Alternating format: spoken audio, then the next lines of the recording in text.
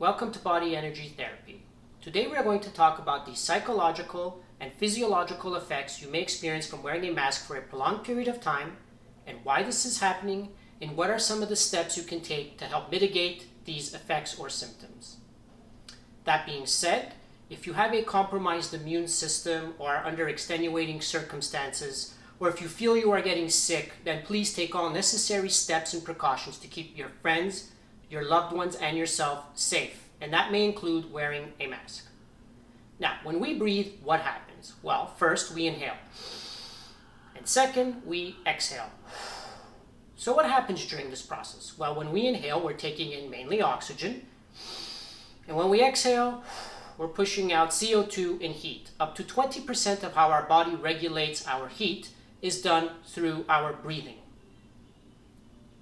So now, why do we need oxygen? Why is it so important? Well, you're going to tell me, well, to live. And I'm going to say, yes, but why? Well, we need oxygen to make ATP. What is ATP? ATP is an energy source our body can use. All living things, or should I say all biochemical reactions in living things, run on ATP. So what do you need to make ATP happen? Well, number one is oxygen, and number two is food. See, when we eat this potato, our body does not recognize this potato as energy. It has to turn it into an energy source it can use, and that is ATP. And this is done through a multi-step complicated process called cellular respiration. Now, I'm really going to simplify this here. So, during cellular respiration, the body breaks down mainly the glucose molecules in the food that we eat into ATP. During this process, hydrogen atoms are released, heat is released, and CO2 is a byproduct of cellular respiration, making ATP. So now, the hydrogen atoms that are released, if they stay in the body, they will become acidic to the body, to the cells, and it will damage them and even kill them. So this is why we need to breathe in oxygen, because the oxygen we breathe in binds with the hydrogen atoms, turning it into H2O, which is basically water, and is harmless to our cells. The heat that is produced during this process, well, that is our internal temperature. This is where our internal heat comes from. And then the CO2 is a byproduct of this as well. So now when we breathe, what are we doing? Well, we're taking in the oxygen that we need for the cellular respiration to take place. And we are also then letting out the heat, which we're helping our body regulate that, our internal temperature, and the CO2, which is a byproduct of cellular respiration, making ATP. So now, when we wear a mask and we start breathing, well, what's happening here? Well, we start taking in less oxygen. We are letting out less CO2 and heat. Now, our body recognizes this and will try to compensate. So what our brain will do is it will activate our homeostatic reflexes to try to get the body back to homeostasis, or the constant state of the body. And the body will do this through many various ways, including hormonal and chemical changes throughout the body. Now, because of this, we may experience certain symptoms, like an increased heart rate from an adrenaline dump. So our heart will start to beat because the body is releasing more adrenaline. Or we may start to feel anxiety, or we may start to feel nervous. We may get dehydrated because of this, because of what is going on. We may start to get headaches. We may start to feel nausea. We may feel more fatigued. We may get irritable. What we also may experience is like pain in our throat, or a sore throat, or a burning in the throat. That is because we have more bacteria within our mouth.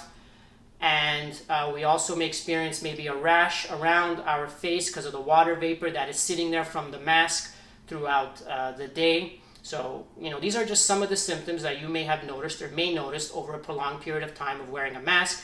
Your voice may change as well once you take the mask off. So, what are some of the things you can do to help? Well, number one, I recommend, the first thing is, if you're wearing a disposable mask like this one, change it many times throughout the day. Number two, if you are wearing a cloth mask, then bring more than one, bring 2 or 3 with you while you are at work, and change them throughout the day. And when you get home at night, wash them, because there will be sediments and bacteria that are on that mask and they may affect the breathability of the mask. So wash them every night when you get home. Those are first and second steps you can take. I would also recommend going out as often as you can and breathing. This is very important. Take the mask off, go somewhere where you're safe, and breathe as much as you can.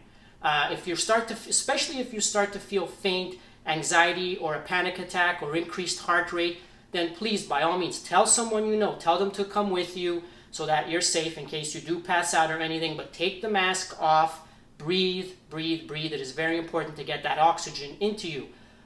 What happens when paramedics arrive, usually on the scene of an accident, or they usually give people oxygen. Why? This is because this helps the body achieve the homeostasis or the homeostatic state that it wants to be in. Another thing you should do is drink plenty of water. Drinking water will help keep you hydrated, and it will also help with the temperature regulation of your body. I also recommend rinsing out your mouth multiple times per day because there is going to be more bacteria forming in your mouth. So rinsing out your mouth multiple times per day, and also talk to your dentist about certain foods that you can eat that will help keep your teeth clean. Also, I recommend gargling twice a day with warm water and salt to help clear out any bacteria within your throat. If you do start to get anything around your face here from wearing the mask, then please, what you can also do is put some cream or ointments around there and maybe talk to your dermatologist. They may be able to recommend something for you. The most important thing is that you need to stay safe, and you have to understand why you are experiencing sometimes certain symptoms that your body may exhibit because it is not taking in as much oxygen as it should, or CO2, letting out as much CO2, or heat as it should. I hope you found this video informative, and I just want you all to stay safe, stay strong, and stay healthy. Thank you.